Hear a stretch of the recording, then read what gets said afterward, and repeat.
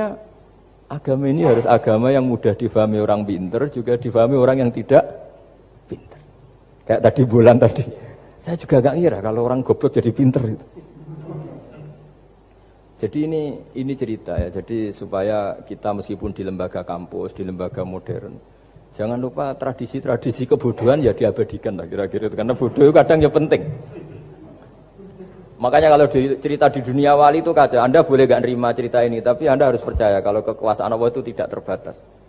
Kenapa orang Madura begitu mencintai kiai? Sebetulnya niatnya ya agak baik, tapi ya nggak baik tapi baik. Ada santri itu Madura, dia saking percaya sama kiai itu ya khidmah, bikin teh, masakan kiai, mijitin kiai, pokoknya waktunya diberikan semua untuk kiai. Dan dia nggak pernah ikut ujian. Apalagi ujian kelulusan disertasi dokter nggak pernah dia. Kalau sekolah nggak pernah ikut ujian. Sudah ya saya ridho jadi orang bodoh, sementing ikut jenengan. Suatu saat orang ini mati, kiainya tuh pusing, waduh mati. Ini di dalam alam mimpi itu, kamu boleh nggak percaya, nggak wajib percaya memang. Ini kan ada akidah, jadi nggak wajib percaya. Ditanya sama malaikat, Marabbuka, Tuhan kamu siapa? Jawabannya lucu, malaikat kamu itu gimana? Di mana-mana tanya sama orang pinter, orang bodoh kok kamu tanya? Pusing kan malaikatnya. Di mana-mana namanya tanya, itu ya sama orang pinter. Masa orang bodoh ditanya? Yang bener aja kamu.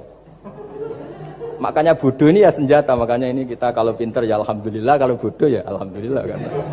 Bodoh itu penting. Kalau negara ini tidak makmur, yang disalahkan mesti para rektor. Gunanya apa ada rektor kalau nggak solusi bagi bangsa ini? Orang bodoh pasti nggak disalahkan kan? Nanti kalau ada hisab, kenapa Indonesia carut marut? Yang dipanggil Allah itu menteri, rektor, pasti itu. Apa kontribusi Anda sebagai orang pinter, sebagai profesor, sebagai orang bodoh aman? Santai, nggak kena panggilan kan? Karena Anda harus bertanggung jawab. Akhirnya terus malaikat tanya, lalu yang pinter siapa? Yang di atas itu, kiainya yang nalkin itu, yang di atas itu. Walhasil kiainya itu karena wali itu dengar. Ya wile cung bodoh kok terus nganti wis mati. bodoh kok kamu bawa sampai mati. Jadi kadang orang bodoh itu ya pinter tadi. Malaikat tuh kamu itu gimana? Di mana-mana tanya itu ya sama orang pinter. Orang bodoh kok kamu tanya. Ya ribet kan kalau sudah ketemu seperti itu. Nah, Nabi juga sering ngalami dialek sama orang bodoh. Kadang Nabi yang ngalah, kadang logikanya orang bodoh itu lebih gampang. Itu ada orang pencari dop itu semacam kayak biawak ya. Tapi tidak biawak, kayak semacam biawak. Itu ketemu Nabi, kamu tahu kalau saya ini Rasulullah? Tidak tahu ya. Ya kamu harus iman kalau saya ini Rasulullah. Hatta yu'mina laka hadad dop. Ya kalau hewan ini iman sama kamu ya saya iman. Ribet kan ukurannya itu. Waduh, untung Nabi betul. Terus Nabi tanya, Dok, kamu tahu kalau saya Rasulullah? Terus Doknya saat itu bisa bicara, asyhadu annaka Rasulullah, terus baru iman. Imannya tanya, kenapa kamu iman sama Rasulullah? Hewan aja tahu kalau dia Nabi, apalagi manusia.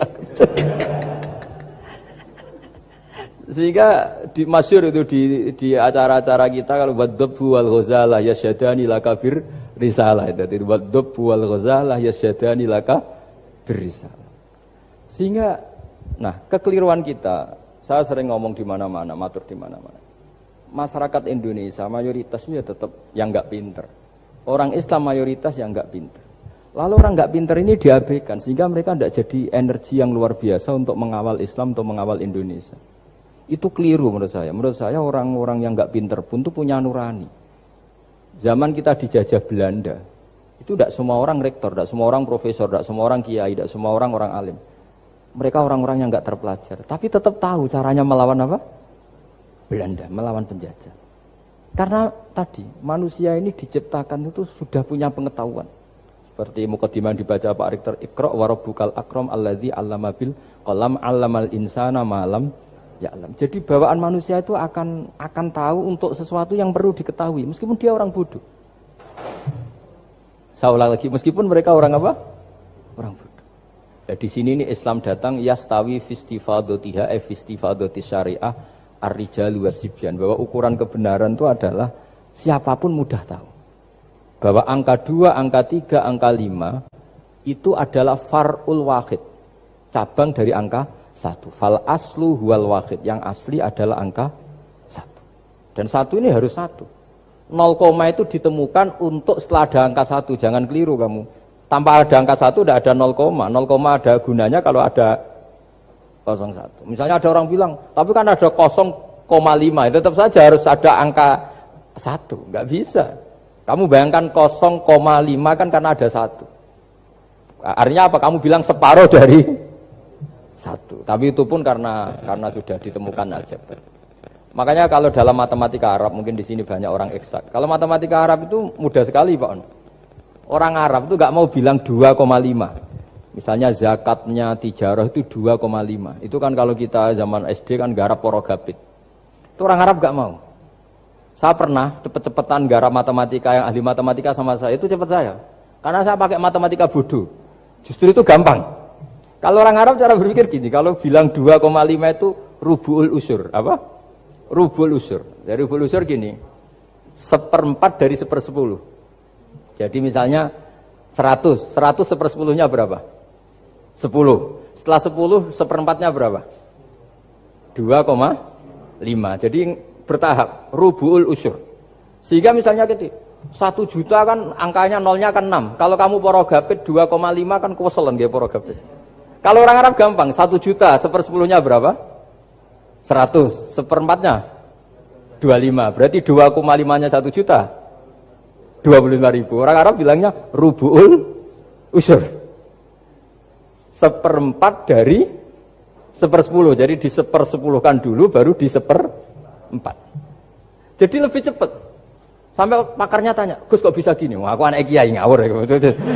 Saya ini, makanya banyak orang pesantren itu pintar matematika. Sebetulnya matematika yang model, ya sebenarnya kayak agak model bodoh itu. Tapi itu gampang, orang awam gampang.